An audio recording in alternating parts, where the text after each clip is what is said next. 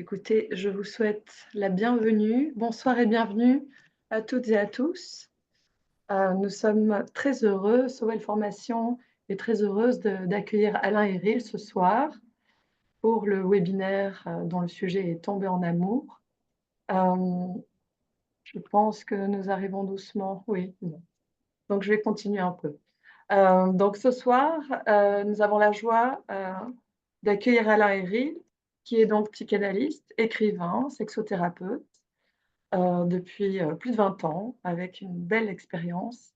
Et ce soir, nous avons l'honneur et le plus grand plaisir donc de t'accueillir, Alain, pour nous parler du sujet donc de tomber en amour, ce webinaire. Et une petite introduction, je pense que c'est une petite mise en bouche concernant nos formations. Tu es notre directeur pédagogique du diplôme universitaire européen en partenariat avec l'université Miguel Cervantes, donc en Espagne. Et donc, ce cette première promotion du diplôme universitaire européen couple et sexo va démarrer au mois de février. Une deuxième session est prévue à partir du mois de novembre 2025, pour ceux qui sont intéressés. Et un nouveau format de formation courte va arriver, va voir le jour, pour absolument destiné à tout public. Donc voilà cette petite mise en bouche avec Alain, donc ce webinaire de tomber en amour. Voilà Alain, je te cède la parole. Merci. Merci beaucoup, Géraldine. Bonsoir à tout le monde et très heureux de vous retrouver dans cet espace. Euh, donc, alors en fait, ce que je vais vous proposer, c'est quelque chose, j'allais dire d'atypique. Bon, n'exagérons pas, mais en tout cas, une manière d'aborder la question du couple, la question de l'amour à partir d'une dimension poétique. Donc, ce que je vais vous proposer, c'est de faire un parcours à partir de phrases que j'ai répertoriées et je vais donc afficher chacune de ces phrases et en fait commenter chacune des phrases. Et à chaque fois, en tout cas, mon propos, mon ambition, c'est que chacune de ces phrases va nous donner un axe, un regard un petit peu différent sur l'élaboration du couple. Donc, je ne vais pas du tout être dans quelque chose d'extrêmement théorique. C'est pas le propos, mais d'être plutôt dans quelque chose qui va donner du couple une vision poétique, une vision positive, une vision ouverte, quel que soit le type de couple dans lequel on évolue. Bien sûr, on prendra un petit temps pour éventuellement en parler ensemble à la fin de mon intervention. Et donc, il me semblait intéressant, voire important, voilà, d'être au moment où on est dans une période un peu chaotique à tout plein de niveaux, de se laisser embarquer par la poésie, de se laisser embarqué par aussi la philosophie et de voir comment la poésie, la philosophie peut nous aider à avoir un regard sur le couple, un regard sur l'élaboration du couple, bien entendu. Donc c'est un peu ça le propos, hein, mon propos de départ. Donc je vais partager mon écran parce que j'ai composé un PowerPoint hein, pour cette intervention. Euh, donc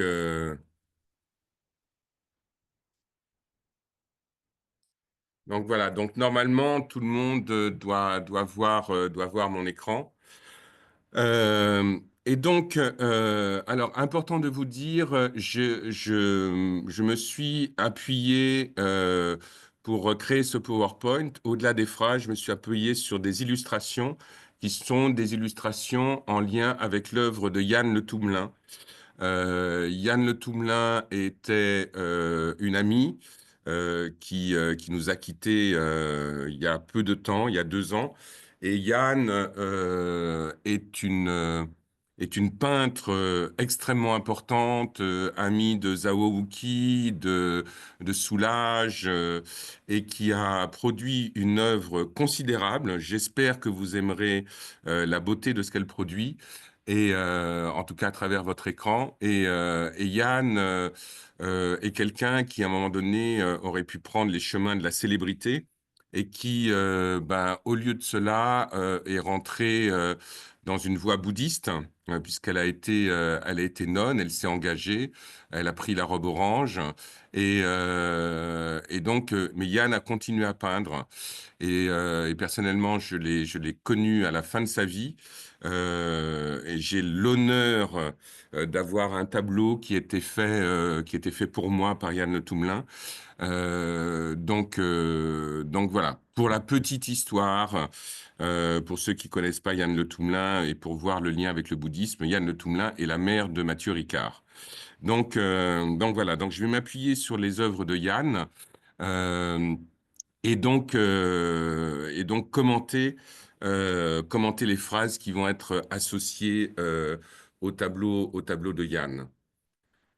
Donc, une première chose qui va ouvrir ce bal de l'amour, euh, je vais commencer par une phrase d'Alain Badiou. Alain Badiou est un philosophe qui a écrit un livre que j'aime beaucoup, ben, sinon, sinon je ne le proposerai pas ici, qui s'appelle Éloge de l'amour, tout simplement. Et dans ce livre, à un moment donné, eh ben, Badiou nous dit ce qui est écrit à l'écran, c'est le franchissement d'une impossibilité qui est le commencement de l'amour. Ce que dit Badiou à travers cette phrase, et telle que moi je la reçois, c'est le fait que dans l'amour, dans la situation amoureuse, il y a quelque chose qui vient questionner l'ordonnancement habituel, traditionnel des choses, et que la position de l'amour que l'on va retrouver dans le couple, mais qu'on peut retrouver aussi au-delà du couple, la question de l'amour, c'est toujours de poser le fait qu'il y a dans l'amour une utopie. Et que l'amour n'est pas, en tout cas c'est ce que Badiou nous dit, l'amour n'est pas le lieu du confort, l'amour n'est pas le lieu où on va trouver ce qu'on était venu chercher. L'amour est le lieu à l'intérieur duquel il y a toujours de la surprise, toujours du mystère, toujours de l'inattendu. Et cette dimension de la surprise, du mystère, de l'inattendu, moi je la mettrais sous un mot qui est le mot désir. Et quand Alain Badiou parle d'une impossibilité, c'est comment il y a franchi par deux personnes, a priori, comment il y a dans ce franchissement-là quelque chose d'impossible qui a lieu. Euh, la question de l'impossibilité de l'amour et de l'impossibilité du lien amoureux laisse entendre que la rencontre avec l'autre est toujours une rencontre qui est bouleversante et toujours une rencontre qui vient nous chercher dans des espaces qui ne sont pas des espaces connus. Ces espaces qui ne sont pas connus, ce sont les espaces du bouleversement, bien entendu, mais ce sont aussi les espaces qui nous amènent à prendre le risque. Il y a toujours une prise de risque dans le lien amoureux.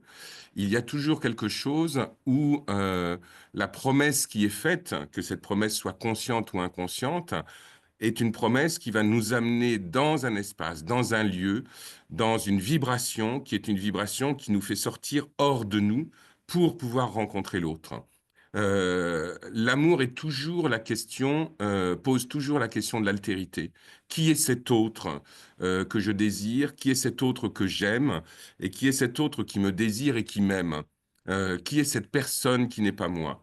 Et l'impossibilité dont parle Alain Badiou, c'est aussi la possibilité de rencontrer l'autre. Et la rencontre avec l'autre, lorsque on accepte que l'autre existe réellement, cette possibilité-là nous fait sortir de nous et ça nous fait exister. Et d'ailleurs, ce qui est intéressant, c'est que la racine du mot exister, c'est ex sistere, c'est-à-dire sortir en se coupant d'eux. Et la question de l'impossibilité dont parle Alain Badiou, c'est le fait que dans l'impossibilité, dans ce franchissement de l'impossibilité, il y a la possibilité de l'autre, il y a la possibilité de l'amour, c'est-à-dire qu'il y a quelque chose qui doit se défaire, qui doit s'abandonner qui doit s'ouvrir pour que la rencontre ait lieu et pour que la vibration de l'amour, elle puisse atteindre son plus haut niveau. Donc, lorsqu'Alain Badiou nous dit qu'il y a ce franchissement d'une impossibilité, la question qui va se poser, c'est au-delà de ce franchissement, qu'est-ce que l'on va rencontrer? Au-delà de cette impossibilité, qu'est-ce qu'on va rencontrer? Et la rencontre, c'est la rencontre avec l'autre. Et me semble-t-il, dans l'amour, la rencontre avec l'autre, c'est une des manières que nous avons de nous rencontrer nous-mêmes. Donc il y a quelque chose dans l'amour, dans le processus amoureux, si je puis dire, il y a quelque chose qui est toujours de l'ordre de comment je me dévoile, comment je m'ouvre, mais comment l'autre aussi se dévoile et s'ouvre. Et dans ce dévoilement commun et cette ouverture commune se met en place la question de la fragilité, la question de la vulnérabilité, et comment dans ce lien à l'amour, il y a, au-delà de du franchissement de cette impossibilité, il y a le fait que nous nous rencontrons dans l'amour dans deux vulnérabilités partagées. Et ces deux vulnérabilités partagées ne peuvent exister que s'il y a un espace de confiance. Et que cet espace de confiance, il se constitue bien sûr dans le consentement de l'être, dans le consentement de la relation, dans le consentement de la mise en place de cette fragilité à l'intérieur de soi. Donc, cette phrase qui, moi, me paraît importante de la part de Badiou, et tout son livre est une pure merveille, hein, c'est un tout petit bouquin, L'éloge de l'amour, ça pose aussi la question que l'autre est toujours étranger à nous-mêmes. C'est une évidence que je viens de dire, mais c'est une évidence qui oblige à ne pas considérer l'amour comme un état fusionnel.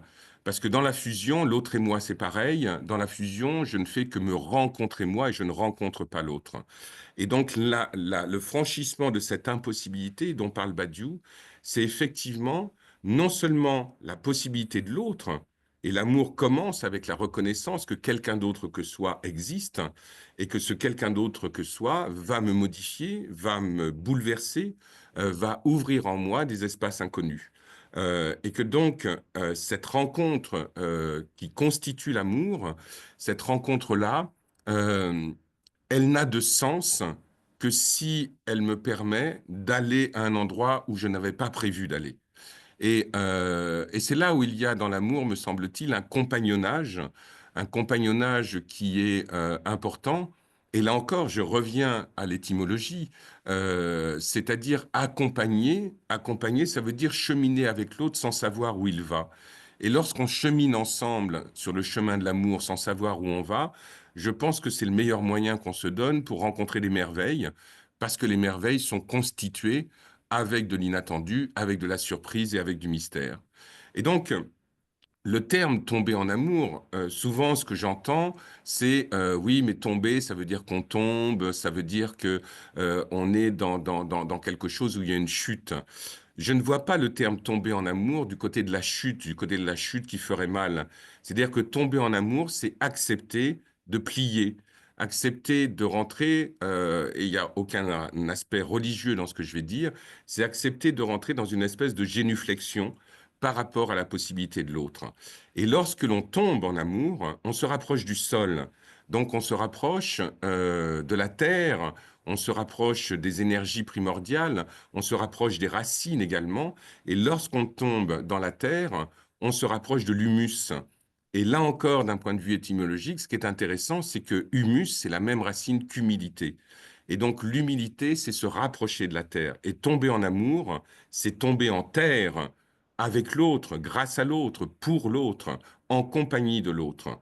Et donc ce terme de tomber, personnellement, moi, il m'agite assez, il me semble correspondre à ce qui est de l'ordre de l'amour. Et bien sûr que par rapport à la question de l'amour, il y a une question aussi dans l'amour qui est une question souvent du retournement et de s'apercevoir que finalement tomber en amour, c'est le meilleur moyen que nous avons pour nous élever.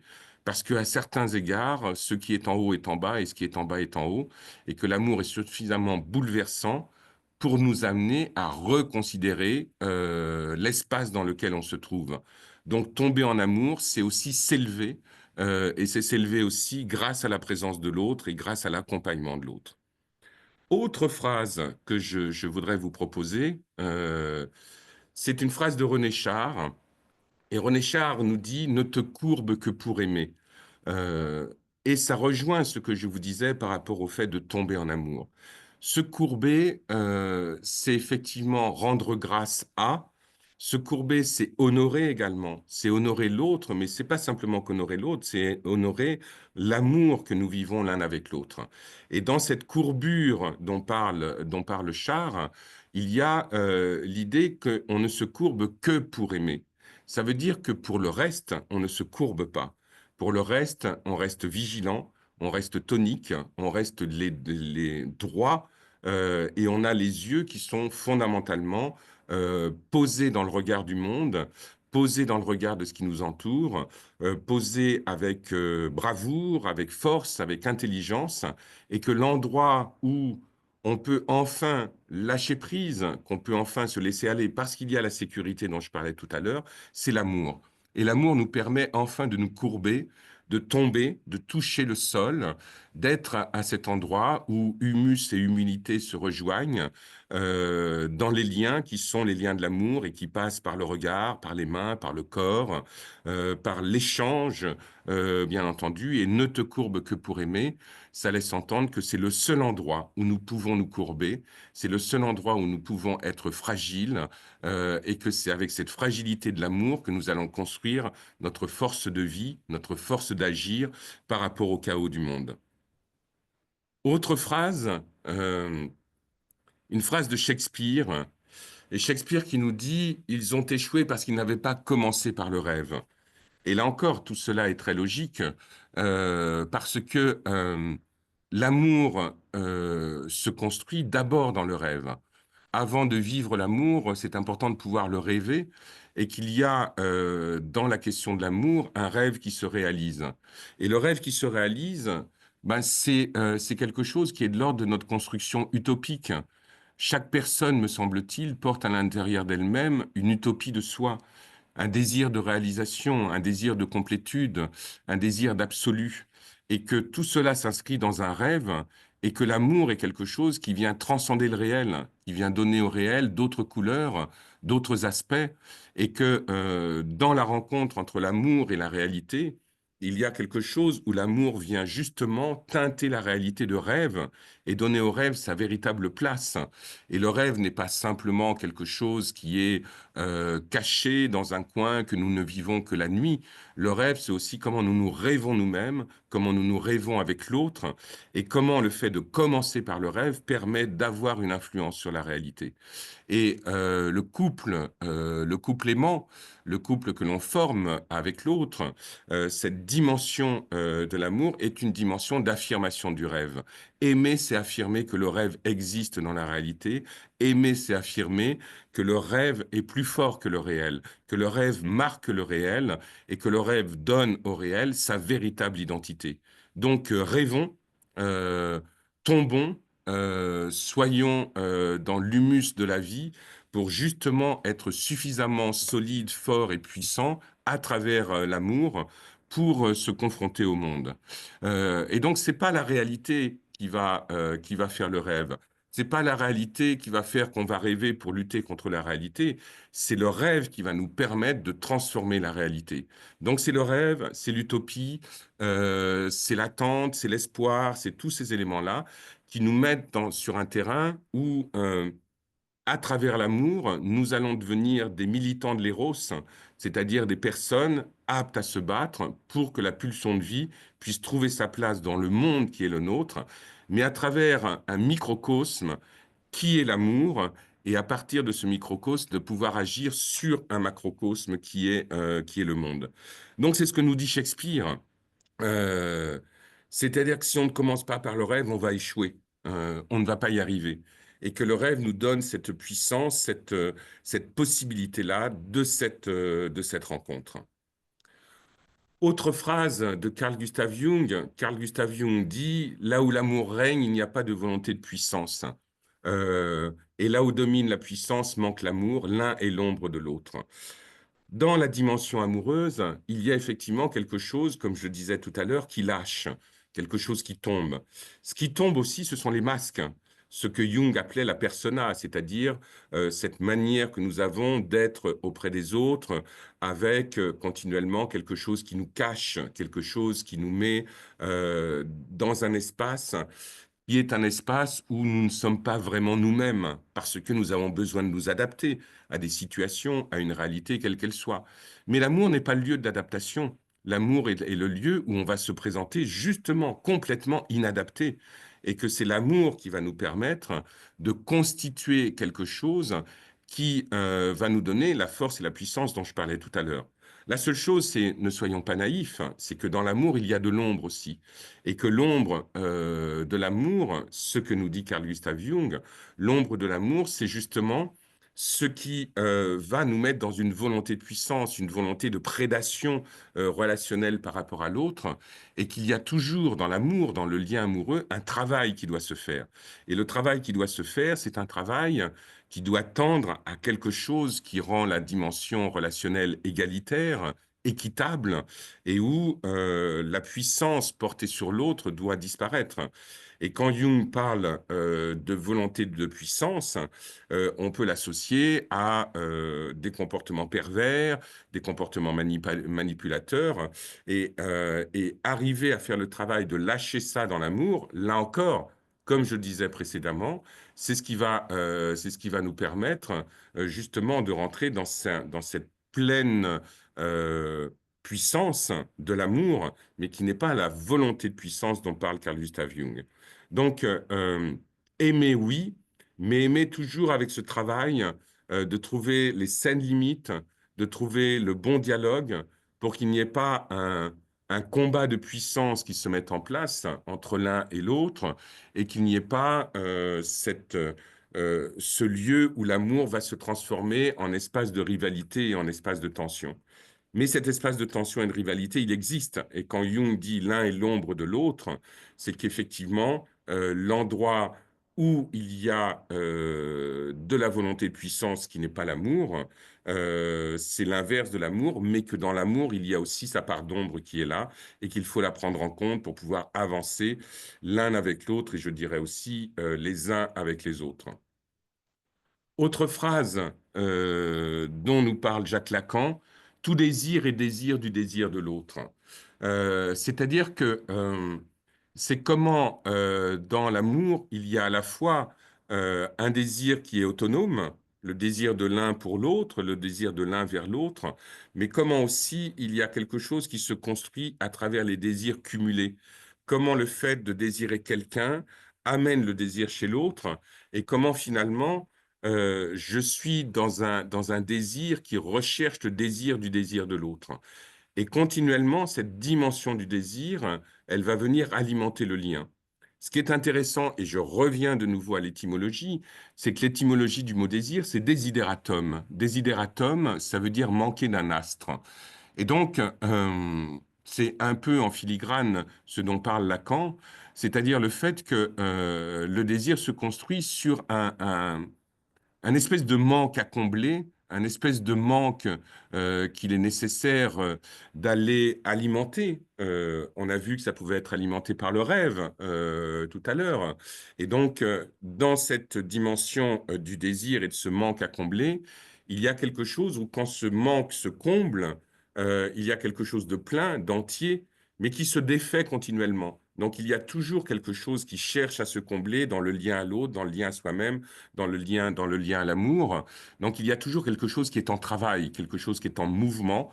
Et tout désir et désir du désir de l'autre, ça nous met dans ce mouvement-là, dans cette volonté d'avancer l'un avec l'autre, dans cette recherche du désir. Et bien entendu, que le désir dont parle Lacan, c'est un désir existentiel, profond, relationnel, mais c'est aussi le désir sexuel, bien sûr, et qui doit continuellement se renouveler afin qu'il y ait dans l'amour la possibilité d'une expansion continuelle. Et donc, ce que nous dit l'étymologie du mot désir, c'est-à-dire effectivement manquer d'un astre, c'est que si nous manquons d'un astre, nous risquons d'aller au désastre. Et que cette dimension du désir, cette dimension de l'astre, c'est ce qui nous permet aussi de rentrer dans un espace de sidération, mais non pas une sidération telle qu'on peut la connaître lorsqu'on est face à un trauma, mais une sidération qui nous met dans un espace qui est un espace, au contraire, d'ouverture à soi-même et d'ouverture à l'autre. Donc, il y a comme un espace sidéral dans la dimension de l'amour. Autre phrase, de nouveau René Char, impose ta chance, serre ton bonheur et va vers ton risque. Ça rejoint effectivement le fait que lorsque nous sommes en amour, il y a un pari qui est fait, il y a un risque qui est pris. Le risque, bien entendu, c'est le risque de l'amour. Que cet amour dure 5 ans, 10 ans, 1 heure, 2 heures, 30 secondes, peu importe. Il y a toujours quelque chose qui va, à partir de cette phrase de Char, qui est une phrase extrêmement dynamique, si je puis dire, à partir de cette phrase-là, il y a quelque chose où, lorsque nous entrons dans le monde, avec cette dimension d'amour et cet amour harnaché à soi-même, chevillé à soi-même, il y a la question qu'une chance s'impose, qu'il y a un bonheur qui se sert, qui est là, qui est palpable, qui est présent, et que nous allons vers son risque. Qu'est-ce que ça veut dire aller vers son risque? Ben, ça veut dire aller à l'endroit où nous allons nous découvrir sans savoir précisément qui nous sommes encore. Et il y a vraiment, me semble-t-il, dans cette dimension de l'amour, et c'est ce qu'on retrouve aussi chez les Grecs, hein, dans les différentes formes d'amour que proposent les Grecs, il y a aussi dans Harmonia, dont parlent les Grecs, quelque chose où on prend le risque du beau, on prend le risque de la rencontre, et on prend le risque aussi d'être défait, d'être déshabillé par le regard de l'autre, d'être dans une déconvenue parce que dans l'amour, il y a, c'est ce que nous disait Jung, il y a une volonté de puissance qui se perd, et donc dans ce fait-là, il y a une espèce de nudité psychique à partir de laquelle un certain nombre de choses peuvent se créer, et bien sûr, on rejoint à la question du rêve dont nous parlait Shakespeare. Autre phrase encore, euh, Alan Gratch nous dit, pour aimer, nous devons rester vulnérables. C'est ce que je développais un petit peu tout à l'heure, c'est-à-dire la nécessaire vulnérabilité à laquelle l'amour nous entraîne. Si je suis sur un terrain un petit peu plus neurophysiologique, parce qu'on peut faire de la neurophysiologie même au cœur de la poésie et de la philosophie, euh, pour que nous puissions lâcher prise dans l'amour, lâcher prise dans la relation sexuelle, lâcher prise dans la montée orgasmique et dans l'orgasme, il faut que l'amygdale cérébrale ait pu lâcher, elle aussi, qu'elle ne soit plus en surfonctionnement. Et l'amygdale cérébrale, c'est le lieu de la peur, c'est le lieu de l'anxiété, c'est là où s'accumulent les éventuels traumas que nous avons vécus. Il faut pouvoir lâcher l'amygdale cérébrale. Et lâcher l'amygdale cérébrale, c'est accepter d'être vulnérable. Alors ça peut demander du temps, ça peut demander un travail profond sur soi, un travail profond sur la relation, mais lorsque deux vulnérabilités se rencontrent, c'est là qu'on s'aperçoit qu'à partir de notre vulnérabilité, c'est là où on rencontre nos forces les plus puissantes et les plus fortes.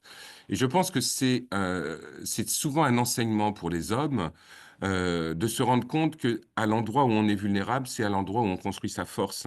Et que la virilité, avec tous les discours sur la fausse virilité qu'on nous vend depuis des siècles, que la virilité, elle ne peut se construire qu'en acceptant sa dimension de vulnérabilité, parce que cette vulnérabilité-là, c'est celle qui va nous faire comprendre que l'autre n'est pas un ennemi, que l'autre n'est pas quelqu'un à abattre, que l'autre, loin de nous diminuer, l'autre nous augmente.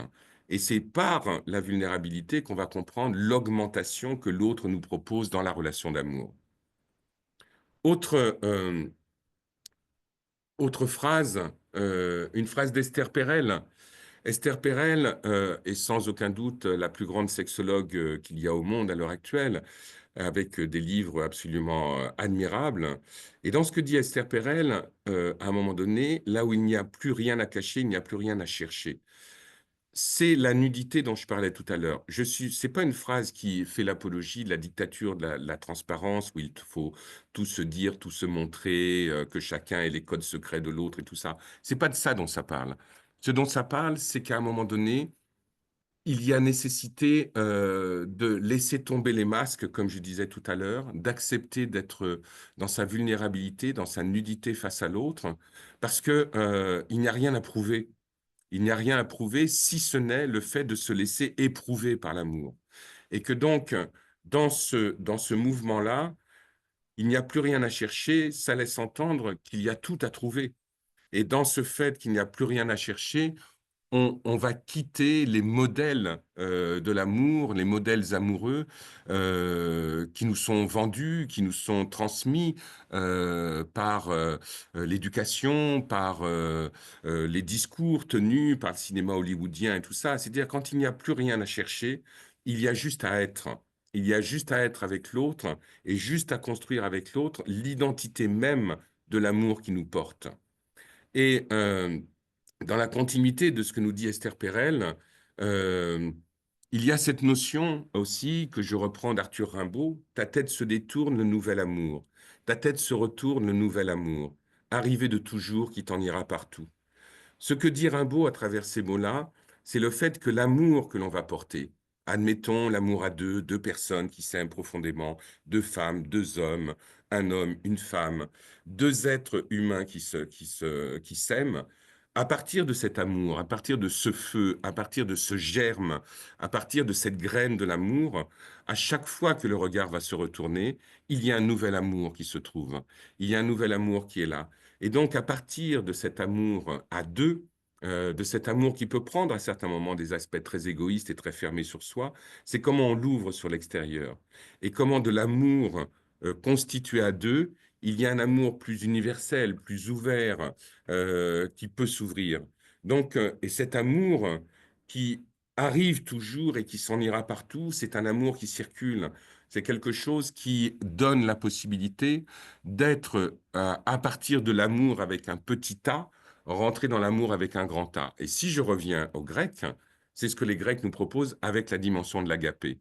Et la dimension de l'agapé, c'est effectivement des agapes continuelles entre les êtres humains, un espace où on peut accepter sa différence, accepter le fait d'être les uns avec les autres, mais avec un fond de ressemblance. Et ce fond de ressemblance, c'est notre humanité profonde, et c'est là où se situe l'amour. Et c'est là où on va retrouver le franchissement d'une impossibilité dont nous parlait Badiou au tout début de mes propos.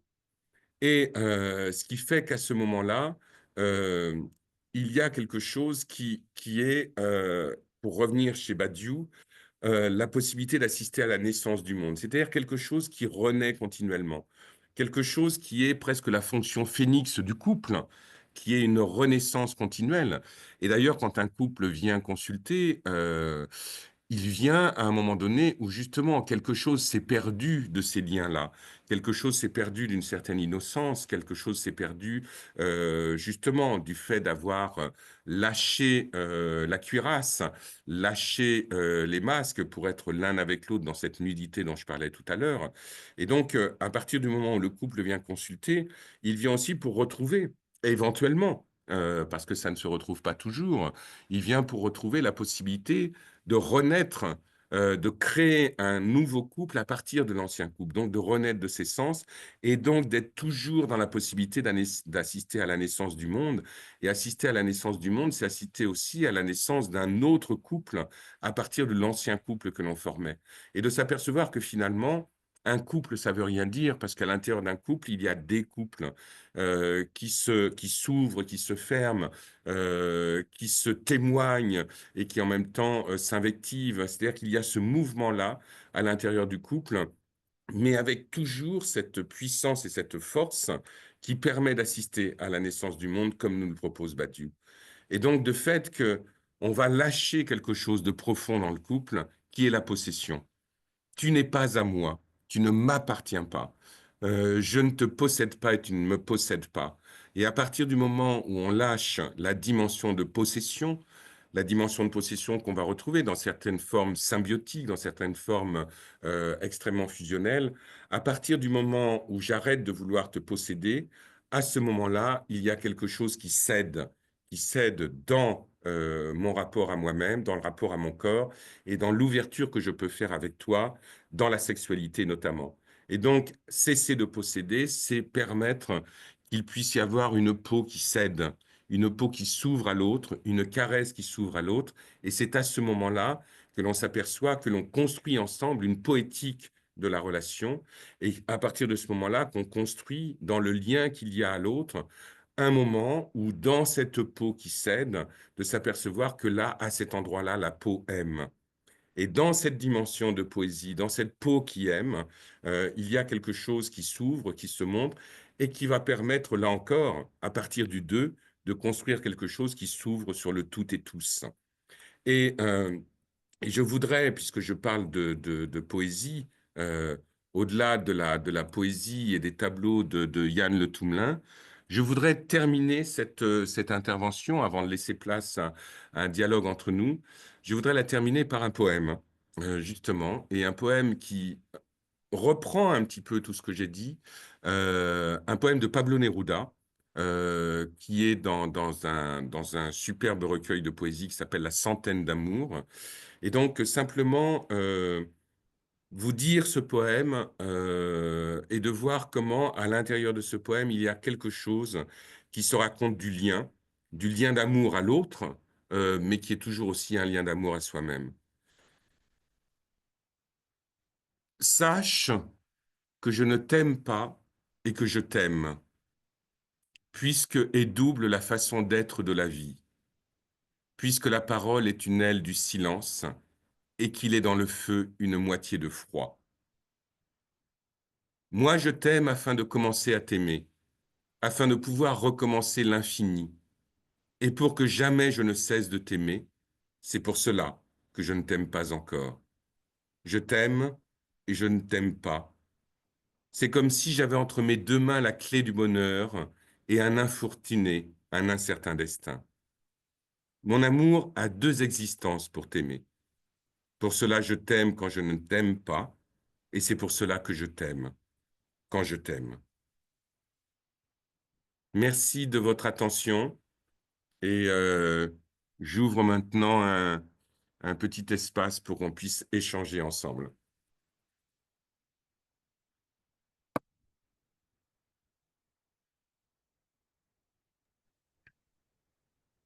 Je ne sais pas si c'est toi, Géraldine, qui récolte les éventuelles questions sur le chat.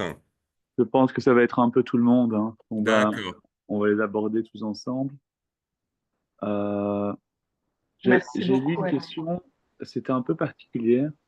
Tout d'abord, tu as des tas de messages, de témoignages d'amour, hein. Donc, c'est assez impressionnant de voir autant de petits cœurs et de je t'aime. J'en suis presque jaloux.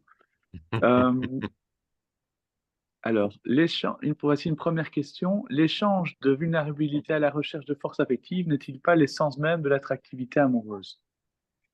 Alors, alors, je vais faire comme je suppose par rapport à un bon nombre de questions qui vont se poser, je vais être forcément dans quelque chose qui va être très paradoxal, parce que l'amour, me semble-t-il, est paradoxal.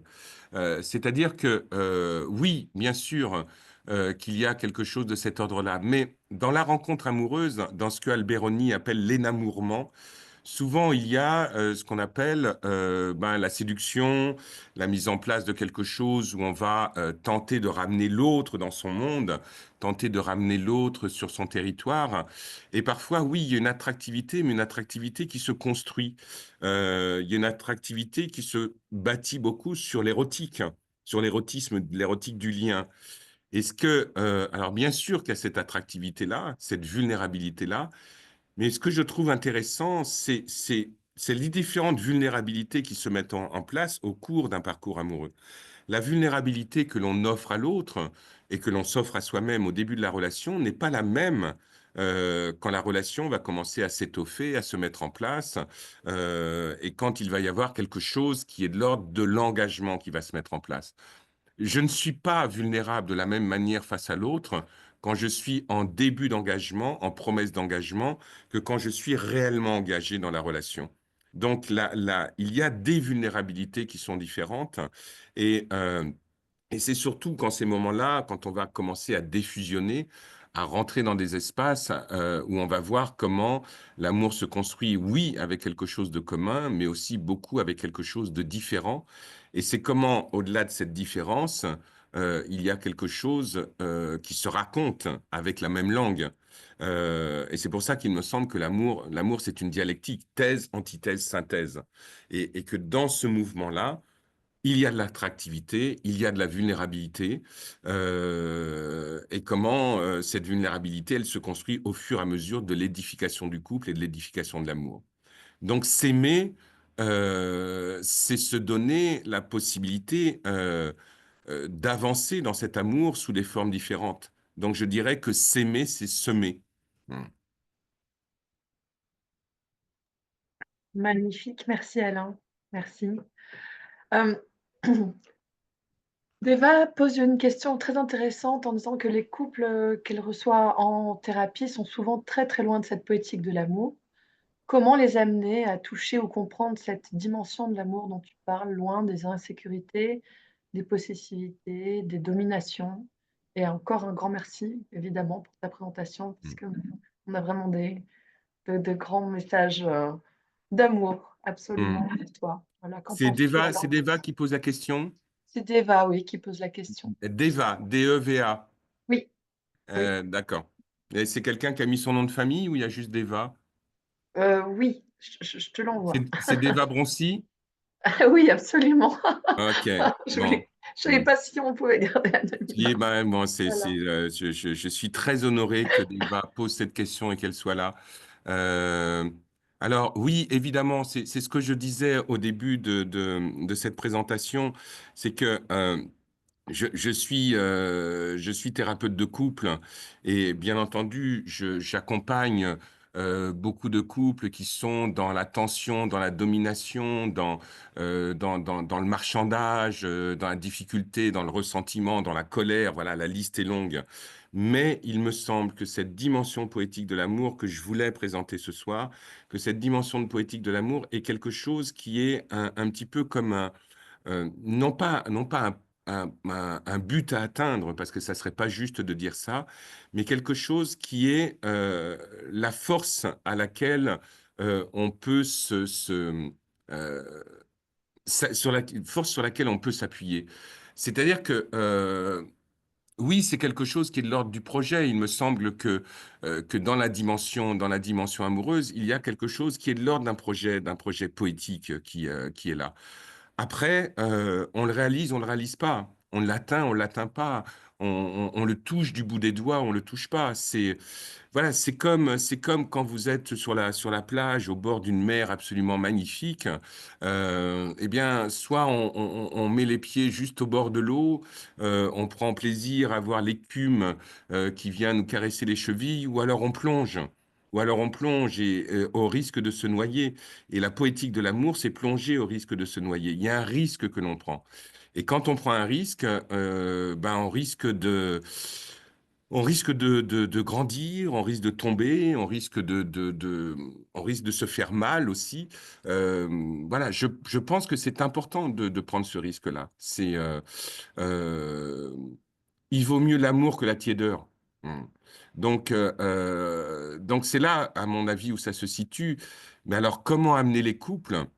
Par rapport à la question que pose Deva, qui est une question juste et pertinente, bah, ça va être le fait que chaque couple va s'apercevoir qu'il porte en lui-même ses propres possibilités de réponse, ses propres possibilités de résolution. Et d'ailleurs, il faut bien dire que notre travail de thérapeute de couple, c'est de pas faire en sorte que les couples continuent malgré tout. Le travail d'un thérapeute de couple, c'est d'aider le couple à trouver le sens de la relation. Et parfois, trouver le sens de la relation, c'est aboutir à quelque chose où il y a une rupture. Mais la rupture dans un couple n'est pas la fin de l'amour. La rupture dans un couple peut être une autre forme d'amour qui se met en place. Rompre avec l'autre, c'est rompre avec un certain lien, c'est rompre peut-être avec un rêve qui n'a pas abouti, qui n'a pas été jusqu'au bout, mais ce rêve a existé. Donc c'est ça qui est en jeu. C'est d'arriver à faire en sorte que de toute manière, l'être humain que j'ai rencontré et que j'ai aimé, qui m'a aimé, même si il y a quelque chose de difficile maintenant, c'est comment je vais être en respect pour cet amour. Et je pense que cette poétique de l'amour, c'est comprendre qu'on ne fait pas l'amour et que c'est l'amour qui nous fait. Et que donc la rencontre avec l'autre, c'est une rencontre avec l'autre, avec soi-même, mais c'est une rencontre aussi avec quelque chose de plus grand que soi. Et il y a une dimension sacrée et spirituelle dans l'amour, et c'est à cet endroit-là que la poétique de l'amour se situe. Et je pense que ce discours-là, je pense que Deva, bon, peut le recevoir, effectivement. Merci Alain, merci, c'est magnifique. J'ai vu tous les commentaires sont hyper chaleureux, hyper bienveillants et vraiment de très très beaux commentaires. Donc vraiment merci pour votre attention, votre participation, puisque vraiment on est vraiment très heureux et très honorés de tous ces partages qu'Alain vous offre aujourd'hui. Et Dominique a dit un mot qui est très joli: je t'aime Alain sur chacun des thèmes proposés. Donc ça, je trouve très joli et très adapté à toutes les formations que tu proposes chez SOEL, entre autres, que ce soit par le diplôme universitaire européen, par également les formations certifiantes et par les modules de formation courte qui sont une nouveauté de SOEL Formation. Et on est heureux en avant-première de vous en parler aujourd'hui. Et donc, c'est accessible sur le site pour toute information. Le premier module aura lieu le 31 mars, Alain. C'est bien ça? Oui, le 31 mars, et alors là, on sera dans la formation. Et l'idée du 31 mars, c'est de passer une journée ensemble autour du thème de sexualité et moments de vie, et de voir comment ben, la sexualité traverse ou ne traverse pas, en fonction des circonstances, des moments de vie particuliers à l'intérieur du couple. Donc, ça sera très orienté autour du couple. Et voilà, sexualité et cancer, sexualité et handicap, sexualité et grossesse, et d'autres choses aussi, sexualité et dépression, par exemple, et de voir comment la sexualité, elle trouve sa place ou elle ne trouve pas sa place à travers ces moments de vie, mais comment aussi la dimension sexuelle, donc la dimension désirante aussi, peut être un point d'appui, un outil pour traverser ces épreuves de vie, qu'elles soient heureuses, grossesse, accouchement, ou qu'elles soient plus difficiles comme cancer et dépression, par exemple. Donc, c'est les sujets que je vais aborder pendant cette journée-là du 31 mars, qui doit être un lundi, si je me souviens bien. On va peut-être prendre une dernière question, Oui. parce qu'il y a énormément de questions. Elbot demande comment accompagner les couples en sexualité quand il y a de la violence, abus, etc. Et en même temps, au fond, de l'amour et de l'attachement. C'est Myriam qui est sexothérapeute qui pose Oui. cette question, s'il te plaît, Alain. Alors, c'est une question à laquelle il est difficile de répondre très rapidement parce qu'il faut toujours remettre chaque couple dans sa singularité, dans la singularité du lien. Mais il y a des choses qui sont de l'ordre de l'évidence du lien dans la rencontre avec l'autre. Et puis, il y a des choses aussi qui détruisent cette évidence. Et il me semble qu'il y a des choses qui ne sont pas acceptables dans le lien, comme la violence, par exemple, comme la manipulation, comme la perversion, et qui racontent plus quelque chose, non pas du lien d'amour, mais d'un lien d'attachement, justement, comme Myriam le disait. Et pour moi, il y a une différence entre l'attachement et l'amour. L'attachement répond à un besoin d'être attaché à l'autre, et souvent ce besoin est en lien avec des blessures anciennes, qui sont souvent des blessures d'abandon, des blessures de rejet. L'attachement, c'est quelque chose qui cherche à réparer et souvent qui répare mal. Parce qu'il va passer justement par ces violences dont on parlait. Et je pense que dans ces cas-là, bah, il est bien que les deux personnes du couple, quelles qu'elles soient, puissent faire un travail de déblayage par rapport à elles, à leur histoire, parce que le couple n'est pas un espace de thérapie. Le couple n'est pas une thérapie. Le couple peut avoir des effets thérapeutiques, mais ça n'a pas une visée thérapeutique. Le compagnon, la compagne avec qui on est, n'est pas notre thérapeute, n'est pas notre infirmier, n'est pas notre médecin. C'est notre compagnon de vie qui mène une même aventure que nous, au même endroit, au même moment, et avec ce regard porté continuellement sur l'inconnu. On ne peut pas aller dans ce sens-là si on est dans quelque chose où la violence, la martyrisation de l'autre, la soumission de l'autre, le consentement de l'autre n'est pas présent. Donc ça se travaille en thérapie, bien entendu. Là, je ne peux donner qu'une réponse très, très générale, très, très théorique. Ensuite, il faut voir ben, l'histoire du couple en elle-même, parce que je pars du principe qu'on ne se choisit pas par hasard, qu'il n'y a pas une main divine qui décide qu'un tel et un tel vont aller ensemble. Je pense qu'il y a des choix d'inconscient à inconscient. Et c'est ça qu'il faut mettre en travail, bien entendu. ces choix d'inconscient à inconscient amènent une responsabilité de chacun dans la relation, sauf quand on est avec une personne suffisamment perverse pour nous avoir manipulés et nous avoir fait croire que le choix avec elle était un choix fondamentalement inconscient. C'est la limite que je mettrais à ce que je viens de dire, bien entendu. Et que penses-tu de Pygmalion et de la définition de l'amour dans ce contexte? Qu'est-ce Alors, quand qui te tu parles de plaît? Pygmalion, tu parles du Pygmalion de grec, hein, avec Oui, la statue Galatéa, hein, c'est ça? absolument. Oui. Oui, C'est-à-dire que là, il y a quelque chose qui est très. Il y en a qu'un qui existe. Il n'y a que Pygmalion qui existe face à cette statue qui vient de construire. Alors, il y a plusieurs versions de Pygmalion. Celle dont je parle, c'est Pygmalion, qui est un sculpteur qui crée une statue magnifique qu'il appelle Galatéa. Et donc, il va rechercher une femme qui soit à tout prix l'équivalent de Galatéa. Donc, il y a quelque chose où c'est moi qui vais te formater, c'est moi qui vais décider tel que tu es, parce que il faut que tu sois Galatéa. Donc, l'autre n'existe pas. L'autre n'existe que comme représentation potentielle d'une Galatéa qui est un mirage après lequel on court. Il faut bien faire la différence entre le mirage, la chimère et le rêve, qui sont des choses tout à fait différentes.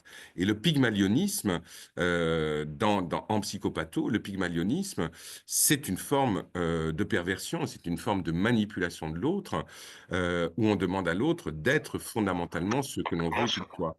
Et ça, c'est la mort de la surprise, c'est la mort de l'inattendu, c'est la mort du mystère, donc c'est la mort du désir. merci beaucoup Alain. Magnifique. Je vais répondre à l'oral je suis en train de répondre aussi à l'écrit à une question concernant le fait que si vous n'êtes pas présent le jour de la formation d'Alain pour le 31 mars, mais si vous êtes inscrit, le replay de la formation courte sera disponible pour les personnes qui auront été préalablement inscrites. Ça, c'est très important. Il faut être inscrit avant le module de formation du 31 mars. Donc, sexualité et moment de vie, hein, celui-ci, sera le premier de l'année de 2025, 31 mars 2025. On Et peut peut-être, excuse-moi Géraldine, pardon, on peut peut-être aussi, je ne sais pas si c'est ce que tu allais faire, mais parler du fait qu'il y aura deux autres formations prévues c'est ça. et Vas-y, je t'en proposées. prie, s'il te plaît. Et que les deux autres Merci. formations proposées, il y aura une formation sur les 1000 premiers jours de la vie. Celle-là, autant que je me souvienne, elle est en septembre. C'est sur 2 jours. On va travailler sur les 3 premières années de la vie et de voir comment ces 3 premières années sont fondatrices pour l'adulte qu'on va devenir ensuite. Et il y a un thème aussi sur les blessures d'abandon. J'en parlais un petit peu. Et donc de voir comment dans les blessures d'abandon, il y a quelque chose qui se raconte de nous et comment on les traverse, comment on les travaille. Euh, voilà, ça sera très inspiré du travail de Lise Bourbeau, mais avec une Oui, petite touche psychanalytique en plus. Voilà, et ça ne sera pas les 5 blessures de Lise Bourbeau, on sera sur 7 blessures. Voilà. formidable. On a rajouté 2. Oui, on en rajoute Super. 2, ouais. Déjà qu'on s'en sortait pas avec les 5. Je sais, ouais. Bon, super. Donc, concernant la question de Christelle, pour savoir si cette module de formation était complémentaire au diplôme universitaire européen, puisqu'évidemment, tu es directeur pédagogique du diplôme universitaire européen de Sowell Formation de psychopathologie et du diplôme universitaire européen couple et sexo, qui démarre en février 2025, mais qui est complet. Si cela vous intéresse, vous pouvez vous préinscrire pour la session suivante qui commencera, je pense, en novembre 2025. Voilà, et donc, en effet, ces modules, je pense, peuvent être complémentaires. Qu'en penses-tu, Alain? Alors, c'est complémentaire, c'est-à-dire pour ceux qui seront, alors pour ceux qui sont en psychopatho, les 3 modules sont complémentaires. Pour ceux qui sont en couple et sexualité, c'est surtout les blessures d'abandon et les 1000 premiers jours de la vie qui seront complémentaires. Sexualité, moment de vie est un peu présent dans la formation. Donc, pour être très, très clair, voilà, ça risque pour certaines personnes d'avoir un aspect un peu redondant, enfin pour certaines personnes, pour ceux qui sont au DU, couple et sexualité, bien sûr. Mais voilà, les 3 modules pour ceux qui sont inscrits en psychopatho et les 2 modules blessures de l'abandon et 1000 premiers jours de la vie pour ceux qui sont inscrits en couple et sexualité. Formidable, Voilà. super. Et également, oui, les modules de formation sont accessibles à absolument tout public. Donc, toute personne intéressée peut s'inscrire aux modules de formation courte. Et concernant les diplômes universitaires européens et formations certifiantes, là, il faut avoir, on va dire, être du domaine médical, paramédical, coach, thérapeute, ce type de profil. Donc, il est tout à fait possible de s'inscrire au module de formation courte, si cela vous intéresse, quel que soit votre domaine actuel ou futur, évidemment. Et je cherche les autres questions. Voilà, donc c'est possible de faire les formations courtes sans avoir de base médicale ni paramédicale. C'est accessible à absolument tout le monde. Voilà. Donc, si vous avez d'autres questions, évidemment, n'hésitez pas à nous contacter sur le site de Soels Formation. Vous avez le formulaire de contact qui permet qu'on reprenne contact avec vous pour plus d'explications si vous le souhaitez. Et tout est très, très bien détaillé sur le nouveau site internet de Soels Formation. Donc, si vous l'explorez, je pense que vous aurez absolument quasiment toutes les réponses à vos questions. Voilà, je vais essayer de vous le remettre dans le chat, comme ça sera peut-être plus facile. Alain, est-ce que tu souhaites parce que là, il y a des questions qui sont vraiment très, très longues à aborder, là, les autres. Ouais, Donc, je n'ose pas. Je n'ose pas parce que vraiment, c'était des questions passionnantes. Vas-y, Fabrice. Peut-être une petite phase pour conclure, Alain, non? Oui, tout à fait. Déjà, je ne peux que remercier les personnes qui étaient là, voilà, qui font confiance en étant présents à ce que Sowell Formation propose et à ce que je peux amener aussi. Et donc, merci beaucoup. J'ai bien entendu ce que tu disais, Géraldine. Je vois les petits cœurs qui sont là et tout ça. Voilà, et des mots de tendresse et d'amour qui sont dits. Merci beaucoup, ça me va vraiment droit au cœur, c'est le cas de le dire. Je vous envoie aussi plein de petits cœurs. Voilà, j'adore ces moments où on a l'impression d'être dans le monde des bisounours, mais de s'apercevoir à quel point on a besoin dans le monde qui est le nôtre, on a besoin d'être simplement, tranquillement, dans le fait de se regarder les uns les autres et d'être voilà, dans quelque chose qui fait du bien, qui fait chaud au cœur, au corps et à l'âme, et, euh, et d'être aussi dans cette idée qui me paraît importante, que nous avons toujours à nous remettre en question, nous avons toujours à remettre les choses en mouvement à l'intérieur de nos couples, à l'intérieur de nous-mêmes, bien sûr, voilà, je pense que il y a un poète portugais qui s'appelait Fernando Pessoa, qui a écrit un livre qui s'appelle Le livre de l'intranquillité. Et c'est important d'être intranquille. Mais être intranquille, ça ne veut pas dire ne pas être heureux, mais être intranquille, ça laisse entendre que nous avons compris que l'amour est toujours à réinventer, comme disait Arthur Rimbaud. Merci beaucoup. Merveilleux. Merci, Alain. Merci beaucoup. Merci à tous. Sylvie, Fabrice, souhaitez-vous donner le mot de la fin? Je vous remercie infiniment. Ben, je vous souhaite une belle soirée et je vous souhaite de rêver d'amour ce soir. Voilà. Bonne soirée à tous. À bientôt. À bientôt. Merci beaucoup. Merci du fond du cœur.